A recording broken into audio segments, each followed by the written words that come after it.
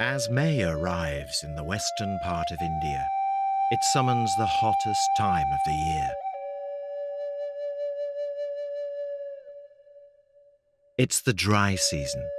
The El Nino weather condition is having its effect, and India is facing the hottest summer recorded.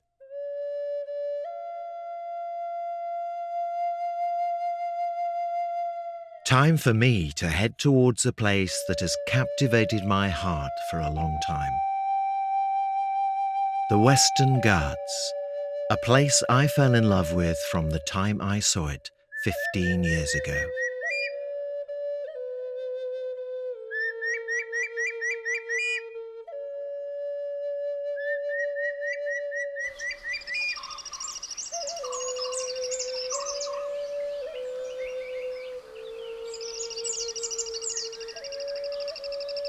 The summer nesting birds like this blue-bearded bee-eater are busy feeding their young before arrival of the wet season, when it will become difficult for them to hunt. A Malabar whistling thrush trying to look around from a better vantage point to sing. The Malabar giant squirrel. Early mornings are the best times around here, starting with the songs of the Malabar whistling thrush, singing well before sunrise with its wonderful whistles. People in the Ghats call it the whistling schoolboy for the very human-like element in its songs. What drives me to the Ghats each year is a small bird, the smallest of the kingfishers of Asia, and undoubtedly the most beautiful one of all.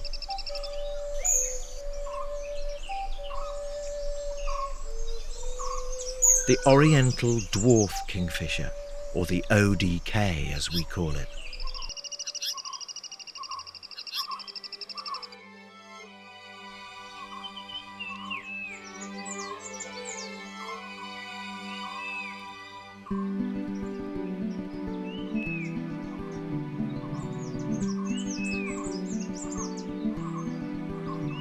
Down below the Ghats, farmers start to work in their fields.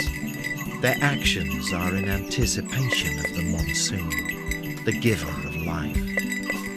The monsoon is tied to the farmer's faith and to the whole economy of India. Early mornings is peak feeding time these days before the arrival of the monsoon, as everyone needs to feed before it gets too hot. The cumulonimbus start to appear. It's been months since the last rains. All are waiting for the rains to deliver life to these Ghats.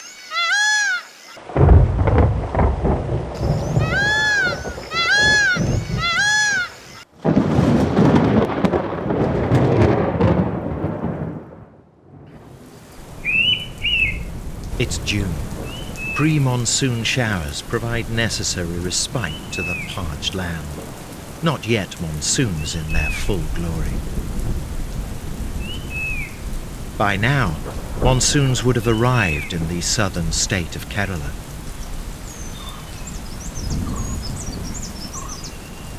The Pitta is happily drenched in the first rains of the season.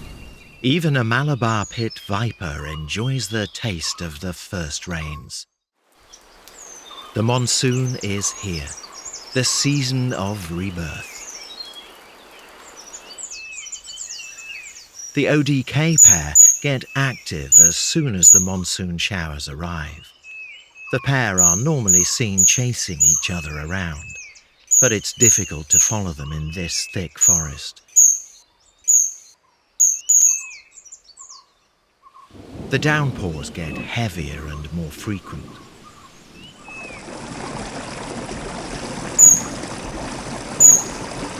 However, you can hear them chasing each other even if you can't see them. They get very vocal during this period. For everyone, the long wait is over. The season of life has arrived in the Ghats.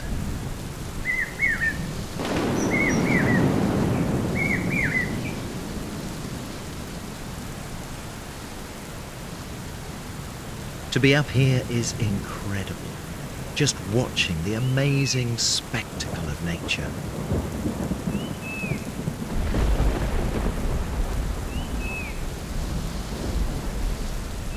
The orchids have been waiting for the rains.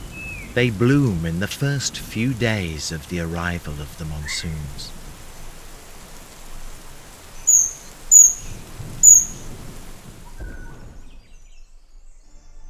The ODKs have become very active now and can be seen hunting. They are getting ready to start their nesting soon.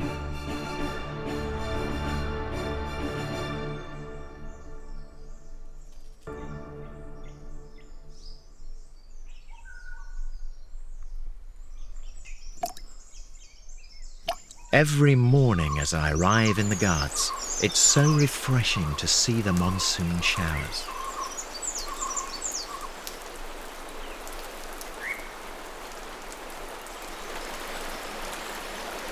Rainwater cascades from the Ghats.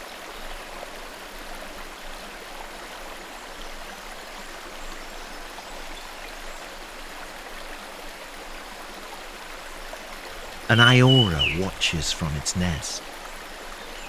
The muddy water from the Ghats reaches the reservoirs at lower reaches. Underneath the surface, fish become active. The rainwater stimulates their instincts to breed, but they need to migrate upstream to spawn. One fish starts, and that triggers the migration up the waterfall. These Gara only need a thin film of water to climb. The waterfall tends to push them back each time, yet the toughest and the most resilient manage to make it up this treacherous obstacle.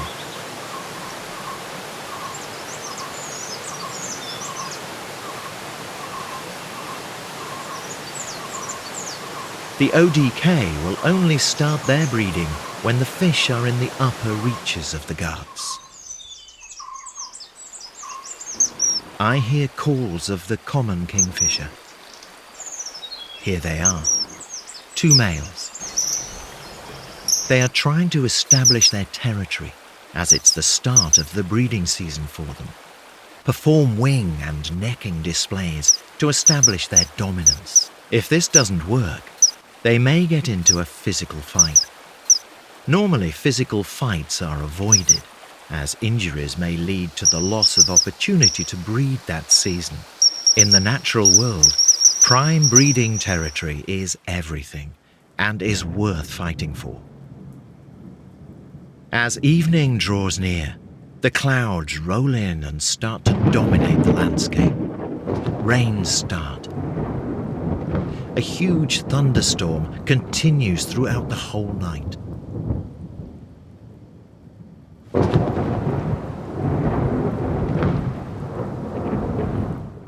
Morning springs a new surprise. A bounty of winged termites emerge from their mounds. A mantis just misses out. They have grown wings and are now out to disperse and form their own new colonies.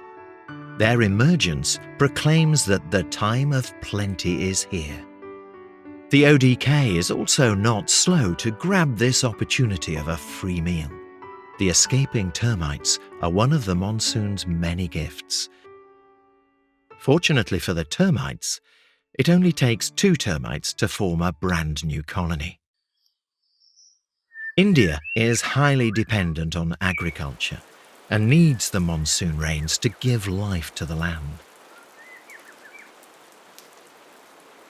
Looking at the consistent rains, the farmers plant rice in one corner of their field. Here it's allowed to grow up to a certain height and then distributed over the fields.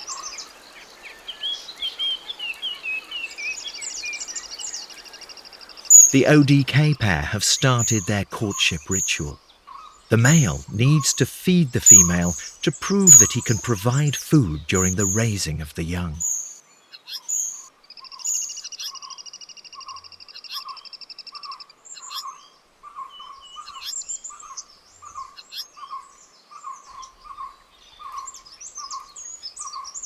The ODK courtship continues for the next few days as the bond is reinforced. One unique thing about the ODK is that it only has 3 toes. The ODK, previously it was referred to as the three-toed kingfisher.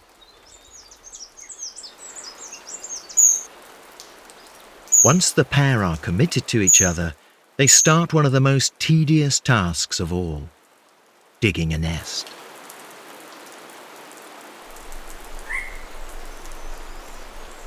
Both the birds take equal part in the nest-building process. The nest is dug into the mud bank, normally to a depth of around 2 feet.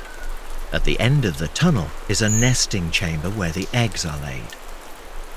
Our kingfishers have decided to use their previous year's nest, which most kingfishers do unless there is any damage to it. The work continues in spite of the rains. Even a previous year's nest needs a lot of cleaning and repair to the tunnel and nesting chamber. Due to the monsoons, the mountains are now covered in mist. The cleaning has taken our kingfishers 3 days.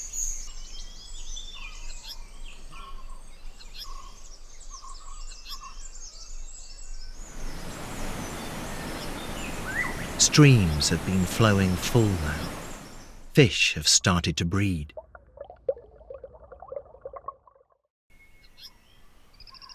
This morning, the female went in and has stayed there for some time. This suggests that her first egg has now been laid. A season of life. The egg laying continues for 4 days. On the 4th day, after the laying, the female doesn't come out. She starts the incubation. As evening approaches, most birds come to the water to drink and have a bath. Both the parents perform the incubation duties. The night duty of incubation is only performed by the female bird. She enters the nest late evening and stays in the entire night. Early next morning, a beautiful bronze-backed tree snake is basking in the sun. As I wander down lower stream, I see a kingfisher. First, I think it's a common kingfisher, but there is something different about it. On close observation, it's a blue-eared kingfisher, another one of the resident forest kingfishers in these parts. I decide to follow this bird. But she has a suitor. He has a fish in his beak. I admire his persistence, but she plays hard to get.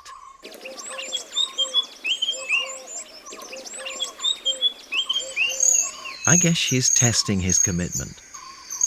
His persistence is finally rewarded. Both he and I were pretty relieved when the female finally accepted his gift. Back at the ODK nest, the incubation is still going on. Each session can last anything from 2 to 4 hours. The maximum time the eggs are left unattended is around 15 to 20 minutes.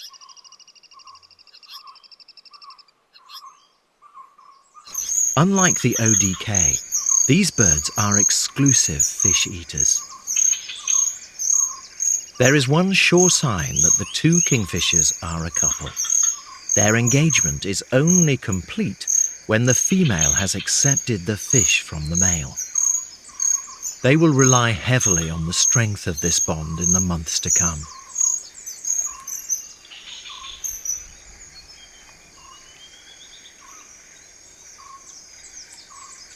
I have never been able to observe their breeding. The next few days are spent feeding.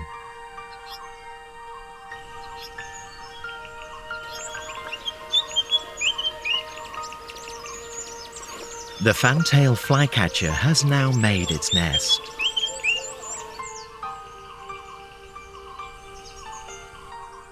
The blue-eared kingfishers are using a previous year's nest.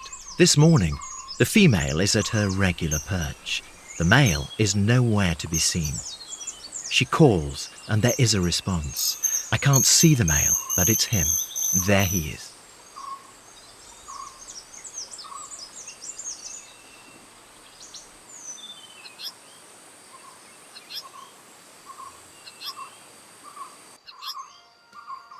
The Western Ghats are one of the most important biodiversity hotspots in the world. They have a profound effect on the climate and lifestyle of India.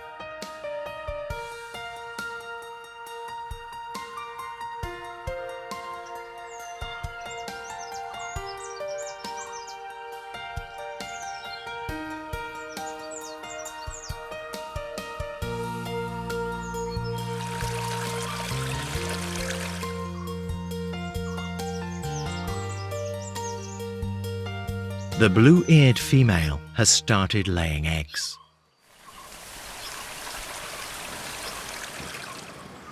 The rains have been relentless.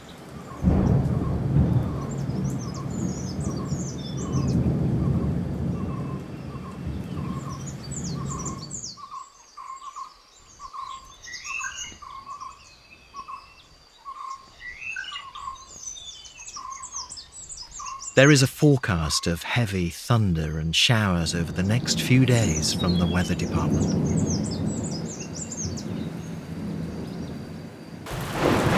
It's been raining for nearly 2 days non-stop. I haven't been able to visit the Ghats. I've seen whole mud banks go down in such nights before. On the morning of day 3, I drive out to the Ghats. It's still raining. I'm really worried, hoping beyond anything else that all would be well. I see the male bird outside. The entrance of the nest has water flowing over it. It's blocked. I'm anxious about the other bird. Is she inside? The nest entrance is absolutely blocked. I'm getting more apprehensive. Oh. But wait a minute, that's the second bird, so both of them are out. The rains continue. The nervous birds are still outside.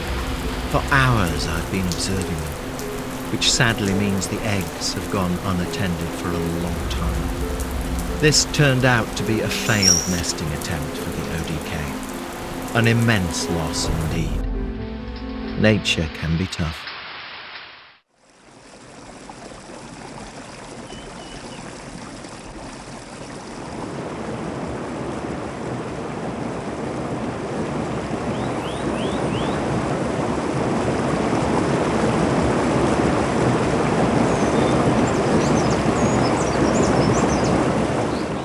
The next morning, I find the common kingfisher hunting.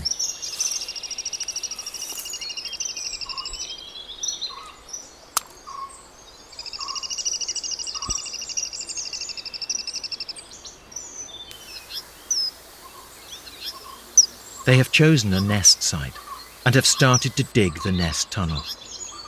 Both birds take turns, as it's hard work digging a tunnel which may be 3 feet deep. It may take them up to 10 days to dig the nest tunnel and egg chamber. The male strengthens the bond by offering a fish to the female. This strong bond is important, as it takes a huge collaborative effort to raise the brood. Courtship feeding takes place many times during this period.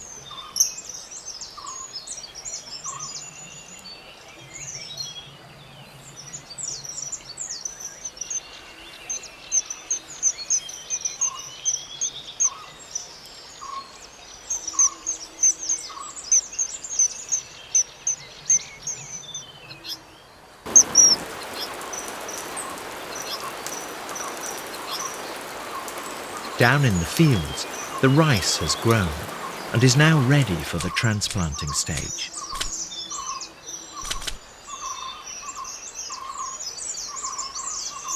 Seedlings that were previously planted in one corner are now distributed. It's a huge effort and a very tedious job.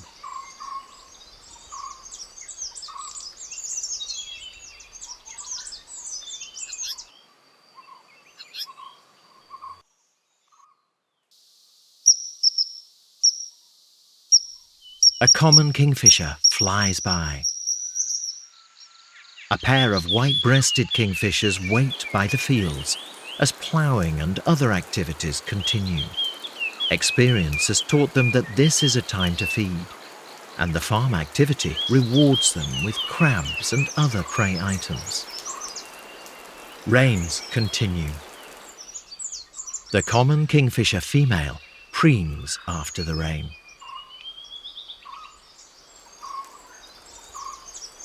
Back at the ODKs, they are still around, but not yet in a mood to nest again.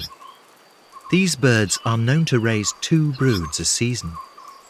I guess they know something I don't. The breeding pattern of the ODK is hugely affected by the monsoon. The Iora chicks have hatched, and the parents are busy with the feeding.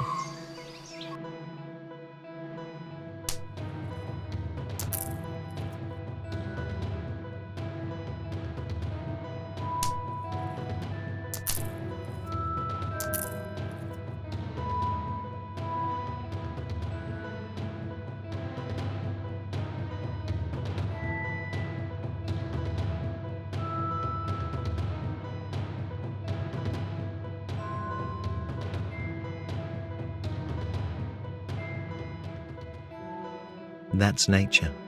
Here, the fittest and the smartest survive. As the monsoon continues, the Malabar gliding frogs breed. Tadpoles can be seen in most of the pools. The ODK enjoy fishing for tadpoles. In the morning, I visit the ODKs. The ODK flies into the undergrowth. A shikra. That's what has caught its attention. This is still a young bird, but in spite of that, it's a skillful predator. 2 years ago, there was record of a shikra picking up an ODK in front of some birdwatchers in Goa. It's vital for our ODK to stay hidden and hold its nerve.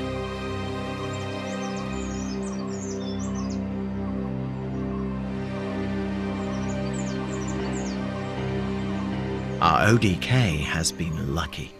In the natural world, danger lurks in every corner. The great hornbills, one of the largest birds found in the Ghats. These hornbills are key indicator species of any forest. I manage to see them hardly once a year, and yet their presence still reassures me that this forest is doing all right, even after so much pressure and interference from humans. The hornbills act as the widest seed dispersion agents in these Ghats.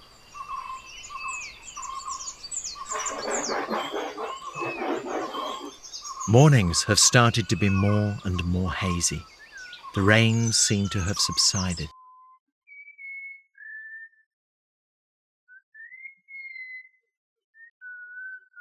At the blue-eared nest, the chicks have hatched. The parents now face the big task of feeding these chicks.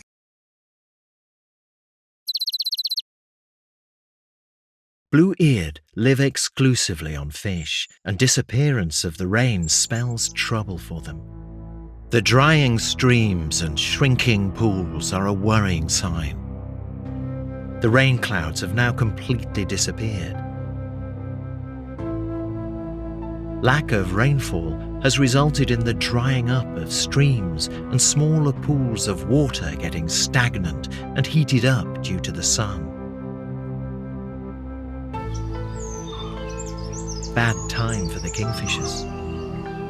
Fish die in these places due to lack of oxygen and the heating up of the water. However, it looks like someone else is feeding on the dead fish. A civet, probably. The ODK pair are still not nesting. They're waiting for favourable conditions to return. I arrive at the blue-eared nest in the morning to hear the jungle babblers giving alarm calls. It's a rat snake, a really enormous one. These are known to raid burrowing bird nests to devour eggs or chicks.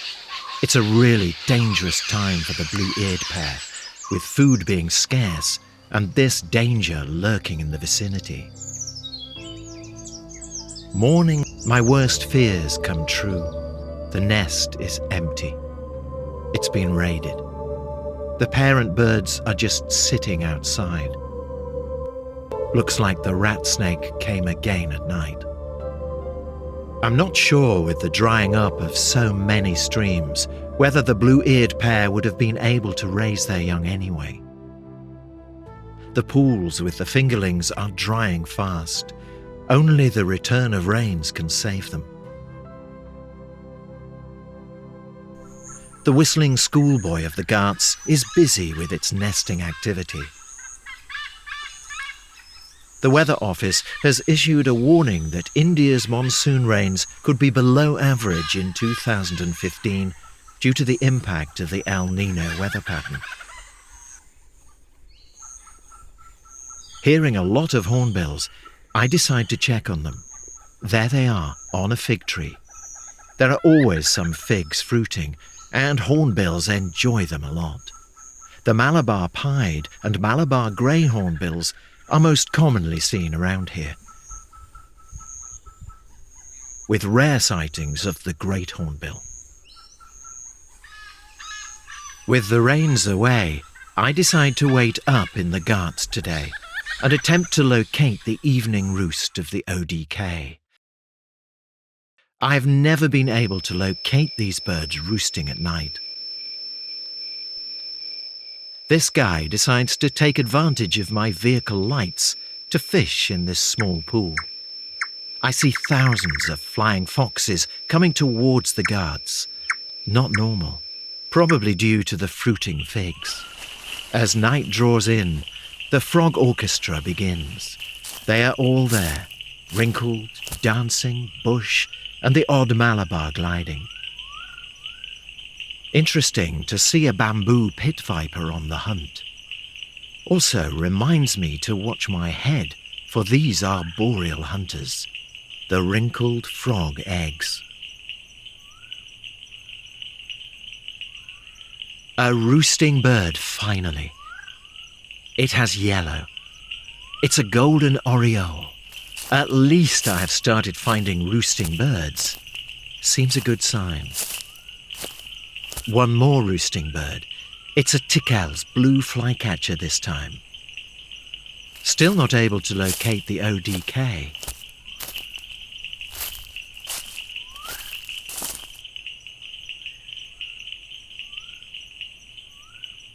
I'm also looking for the bush frog, which I can hear morning and night, but never seem able to locate it. That's one male bush frog displaying.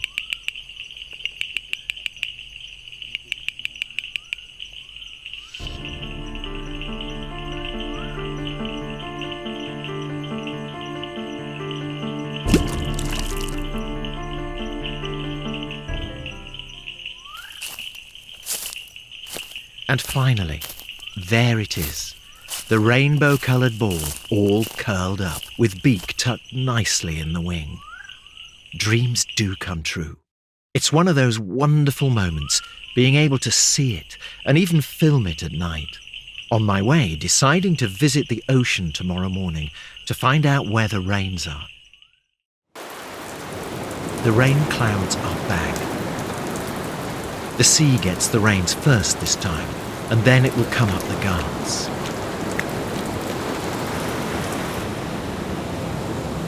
On my way back, I stop at a reservoir to see the rains come up over the Ghats.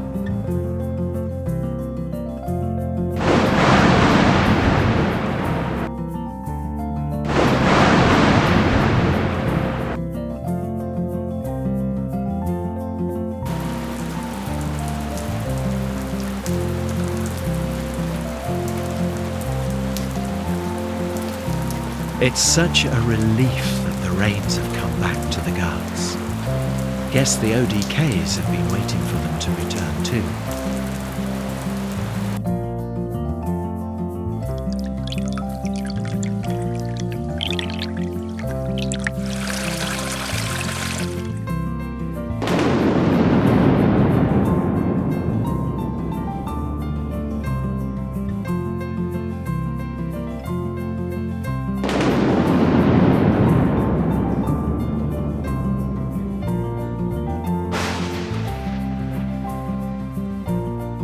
In the morning, I go to visit the ODK pair, to find this exquisite vine snake in my path.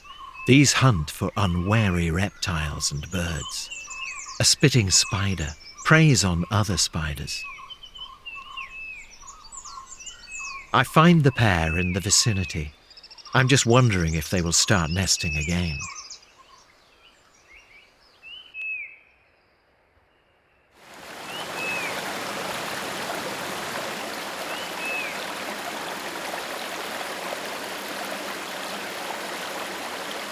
I'm so relieved to find that they have started to build a nest again, this time in a more open place than before. This may give me an opportunity to observe them closely. It's a huge task again, digging the nest. They conduct joint inspections. They really need to be extra careful this time, as they cannot afford a second disaster.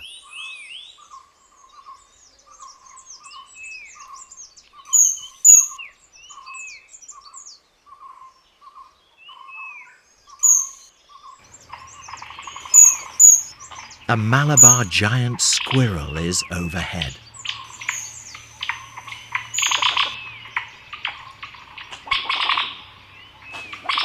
The male brings a gift to reaffirm the bond between them, but it's the female who decides when it's right to start. Mid-August brings interesting cloud formations, like these iridescent clouds, caused by tiny water droplets or small ice crystals individually scattering light. Rice fields are growing. Some have turned a bit yellow due to lack of rain, but they will be all right, as the rains are back. It takes them 6 days to complete the nest digging. The Ghat slopes are now dominated with beautiful lavender-coloured flowering. The local name of this is Karvi. Morning visit to the ODKs, and I find them calling. Are they ready to start? It's very reassuring to find them courting and see the bond getting stronger, a sure sign that they are going to start.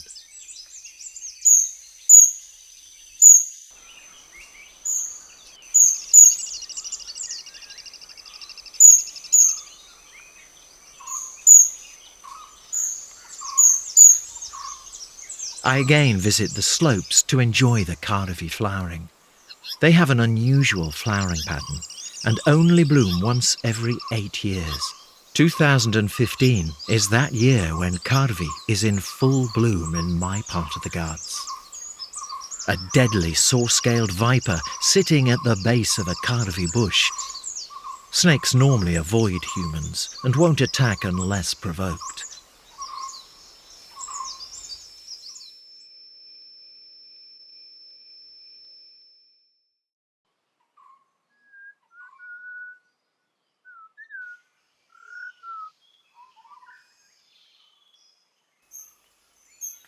It's morning, and I find our kingfishers courting.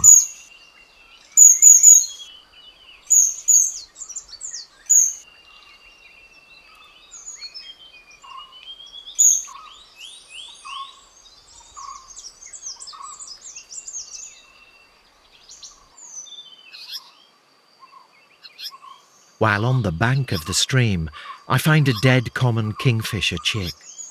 It probably died of starvation. That's what kills most of the chicks in their first year.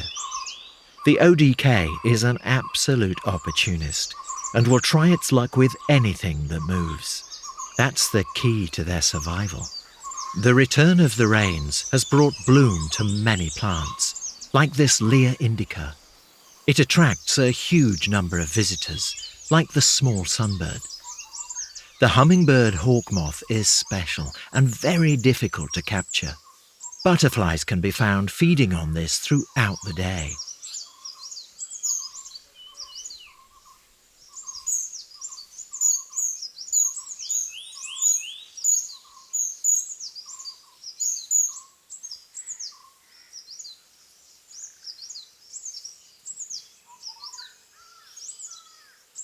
Next morning, I find the female ODK entering the nest and spending some time there, a sure sign that she has started laying eggs.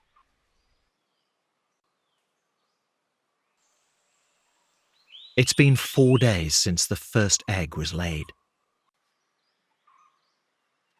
It's September now, and the parents start to incubate.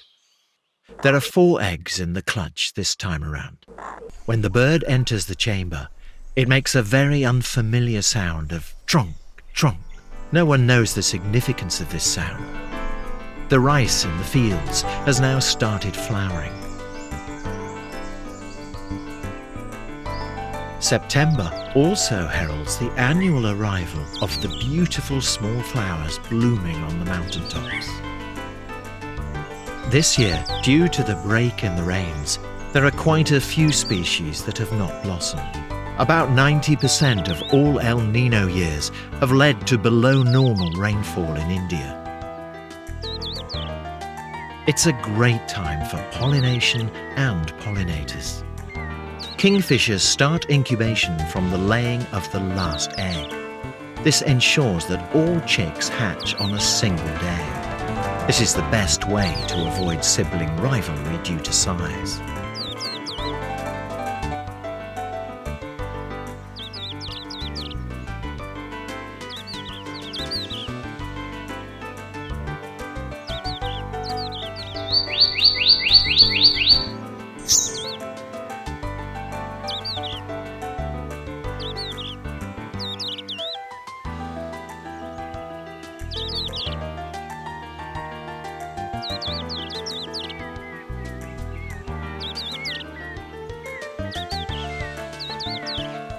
It's always wonderful to see these exquisite and colourful carpets on these mountains.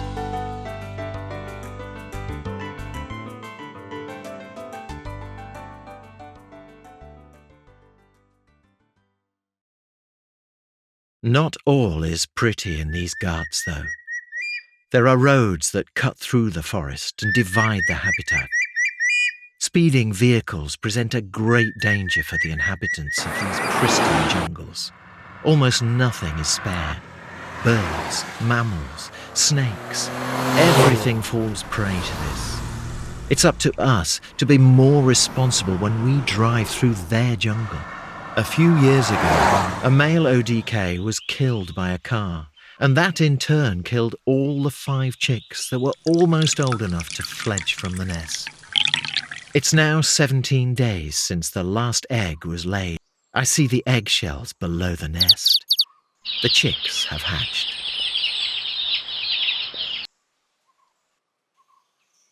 That's the first feed they get.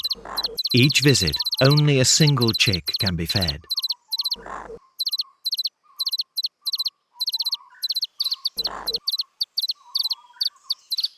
The parents still brood the chicks for some time to keep them warm.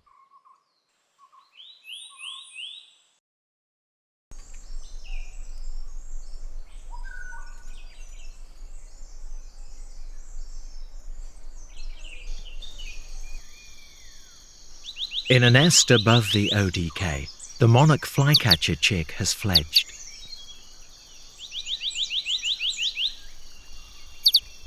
The parents have a huge task at hand, feeding this young one.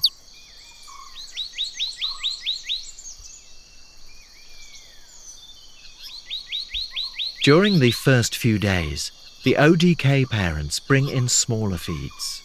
From day 4 onwards, the feeds brought in are pretty big. Geckos, skinks, spiders, fish. A huge array of different food is served by the parents. This is the key to their fast growth.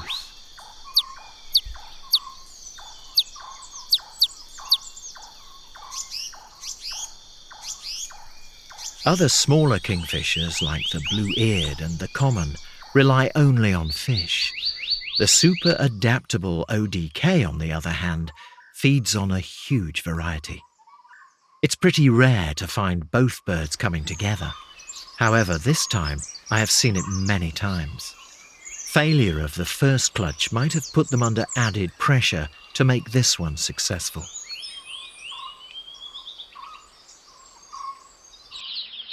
Chicks always compete for being fed the first.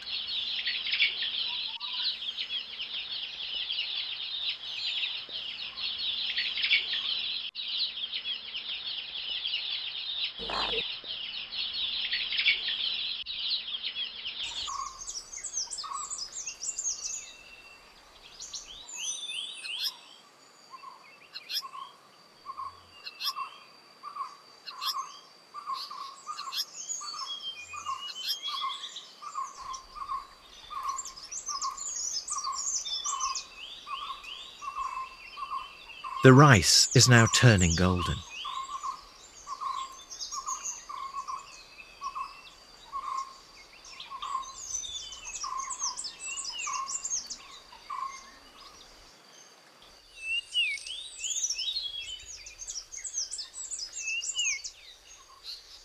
The parents come with food nearly every 15 minutes.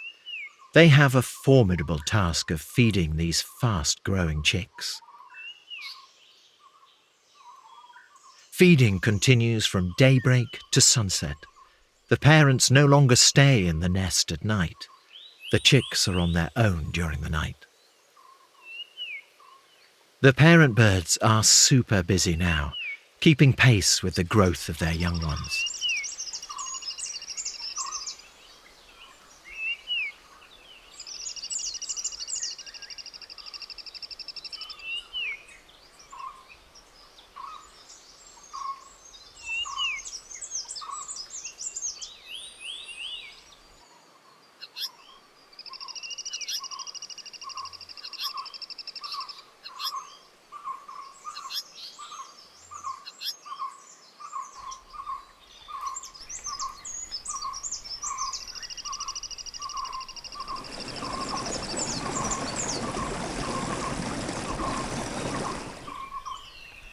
The rice on the plains has now ripened, getting very near to the harvesting time. Evening brings around congregation of the swifts before they all roost for the night.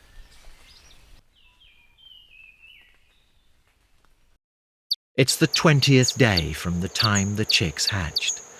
It's time for them to get out of the nest. The parents perform an interesting trick to lure them out.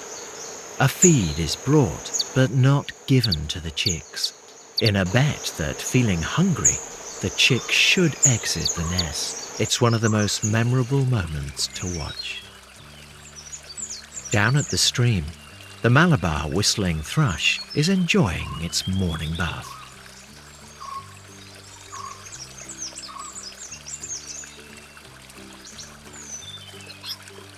The chicks are out. They exit the nest and fly absolutely directionless outside, and it's now a huge task for the parents to get them together. All four are now out.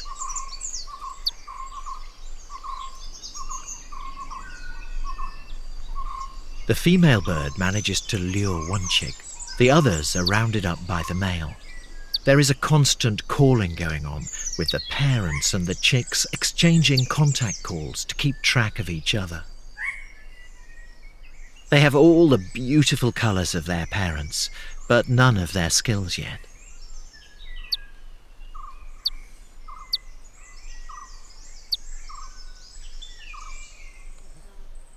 Now the parents have one of the most difficult tasks to perform: to take the chicks out of the nesting area and deeper into the forest. This is probably done for a few reasons. One being the chicks will not occupy the parents' territory. Hence, competition for food is avoided.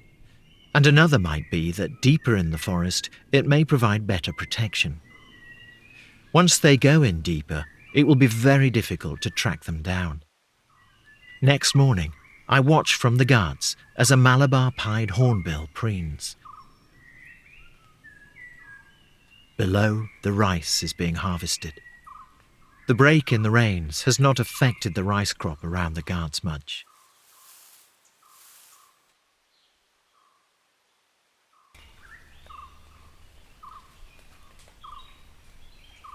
I decide to track the parents and chicks deeper into the forest.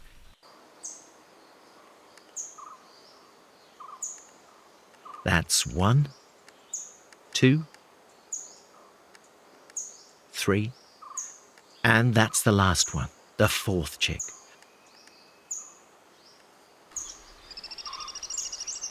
Chicks learn everything watching the adult birds, and that's what is going to be key to their survival. I found all 4 chicks within a patch of 30 meters, and the parents attending to them. A chick is absolutely motionless. Looking up, I find a rufous woodpecker. It's no threat to them, but their instincts tell them to be wary of anything strange. They have to learn the art of hunting if they are to survive till the next season when they can breed. No one yet knows how many of these chicks survive to the next season. One study on the common kingfisher suggests only a quarter of the chicks make it to the next season. It's been 4 days since the chicks came out of the nest, and their parents are feeding them. They normally would feed them for 5 days. The parents have stopped feeding the chicks now completely. They are now on their own.